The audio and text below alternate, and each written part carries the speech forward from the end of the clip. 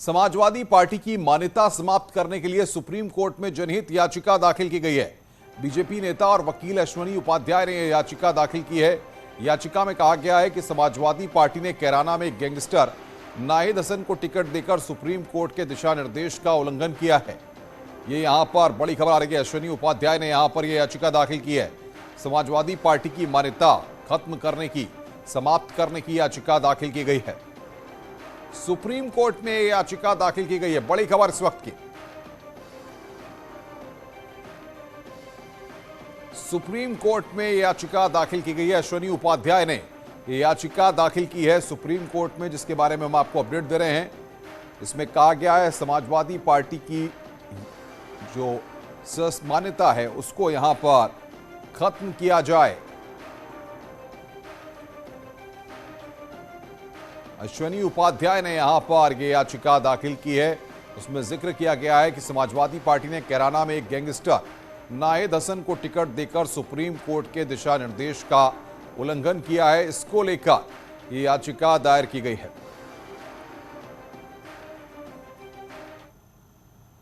उत्तर प्रदेश के कानून मंत्री ब्रजेश पाठक ने न्यूज 18 से खास बातचीत में कहा कि समाजवादी पार्टी का कुनबा बढ़ने से बीजेपी को कोई फर्क नहीं पड़ेगा। वैक्सीन पर भ्रम फैलाने वाले अखिलेश यादव को अब खुद भी वैक्सीन लगवा लेनी चाहिए।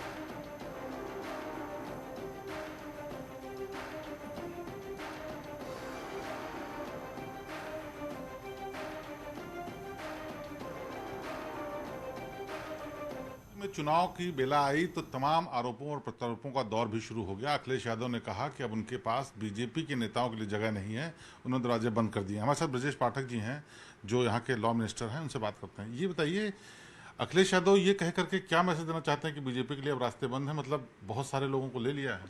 दरअसल भारतीय जनता पार्टी अपने कार्यकर्ताओं के बलबूते पूरे 5 वर्ष जनता के साथ रह करके, उसके सुख दुख में रह करके काम करती है।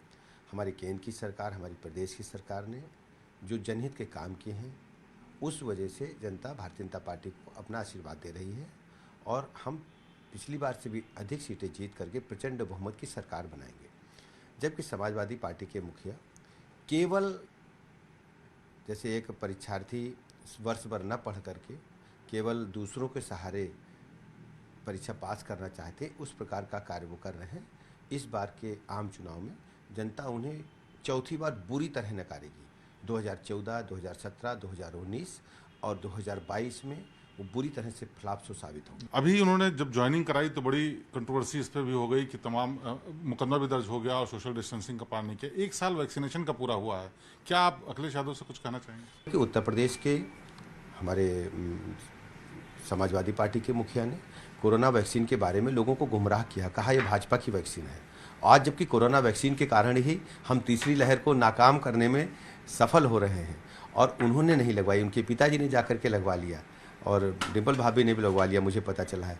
मैं तो भाभी जी से कहूँगा कि जाकर के चुप्पे से अपने पतिदेव को, अखिलेश जी को लगवा दें। अच्छा, इस जो बदलाव की चल रही थी दल बदल की, उसमें चर्चा ये भी आ रही थी कि बड़ा ब्राह्मण चेहरा ब्रजेश पाठक भी जा सकते हैं। क्या लोग रूमर फैलाना चाहते हैं? बिल्कुल, क्या? बिल्कुल अफवाहों के सारे दुनिया नहीं चलती। मैं भारतीय जनता पार्टी का एक कार्यकर्ता हूं और जीवन के अंतिम क्षण तक मैं भाजपा का झंडा थामे रहूंगा।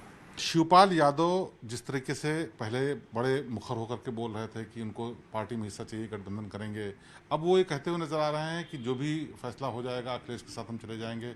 अपने पार्टी सिंबल को भी उन्होंने छोड़ दिया, वो अखिलेश यादव की साइकिल पर ही सवारी करेंगे। क्या देखते हैं इसमें आप? रहीमन धागा प्रेम का मत तोड़ो चटकाए, एक बार टूटे जुड़े गांठ पड़ जाए।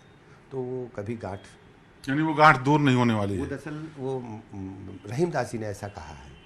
माना जा रहा था कि योगी जी अयोध्या से लड़ेंगे, लेकिन अब गोरखपुर से फैसला किया तो उस पर भी विपक्ष ने हमला किया। विपक्ष के पास कोई बचा नहीं है, वो अपनी दुकान नहीं देख रहे हैं कि आज इधर उधर का मैनेजमेंट करके लोगों को ला करके या मीडिया में बने रह करके, वो जनता के बीच में उनको जाना चाहिए। और हमारे आदरणीय मुख्यमंत्री योगी आदित्यनाथ जी गोरखपुर में एक तरफा प्रचंड बहुमत से एक तरफा चुनाव जीत करके आएंगे। तो ये ब्रजेश पाठक जी जो बता रहे थे कि अखिलेश यादव को खुद जाकर के वैक्सीन लगानी चाहिए, बल्कि डिम्पल भाभी को सलाह दे रहे थे और साथ ही ये भी कह रहे थे कि विपक्ष के पास कुछ मुद्दा नहीं बचा है, इसलिए वो तमाम फालतू की बातें कर रहे हैं। अब देखना यह है कि इसका चुनाव पर नतीजा क्या होता है, लेकिन चुनाव के इस मौके पर आरोपों और प्रत्यारोपों का दौर जारी है। कैमरामैन रवि कुमार गुप्ता के साथ शिवेंद्र श्रीवास्तव, न्यूज 18 लखनऊ। बीजेपी छोड़कर समाजवादी पार्टी में शामिल होने वाले पूर्व मंत्री स्वामी प्रसाद मौर्य पर आम आदमी पार्टी नेता संजय सिंह ने निशाना साधा है। दरअसल स्वामी प्रसाद मौर्य ने बीजेपी पर दलित पिछड़ा विरोधी होने का आरोप लगाया था। संजय सिंह का कहना है कि स्वामी प्रसाद मौर्य जो आज कह रहे हैं वो सालों पुरानी बात है। ऐसा था तो फिर स्वामी प्रसाद मौर्य बीजेपी में क्यों गए थे? सरकार में रहते उन्होंने आवाज क्यों नहीं उठाई? इन्हें सिर्फ चुनाव के समय सामाजिक न्याय याद आ रहा है। समाजवादी पार्टी में शामिल हुए, अब उनके द्वारा कहा जा रहा है कि भाई पिछड़ों की, दलितों की बड़ी उपेक्षा हुई। जो स्वामी प्रसाद मौर्य जी अब भाजपा के बारे में जानकारी दे रहे हैं, ये जानकारी तो 94 साल पुरानी है। भाई जिस कोख से भारतीय जनता पार्टी का जन्म हुआ है, आरएसएस में आज तक कोई संघ का प्रमुख दलित और पिछड़ा नहीं हुआ, और ये बात तो स्वामी प्रसाद मौर्य जी को मालूम थी। उसके बावजूद वो भारतीय जनता पार्टी में गए। क्यों गए आप ऐसी पार्टी में जो दलितों पिछड़ों की आज से नहीं वर्षों से उपेक्षा करती आ रही है? एक बात। दूसरी बात, चुनाव के समय में आपको सामाजिक न्याय याद आ रहा है, चलिए वो भी ठीक बात है। आपकी खुद की बेटी संघ प्रिय मित्रा जी वो बीजेपी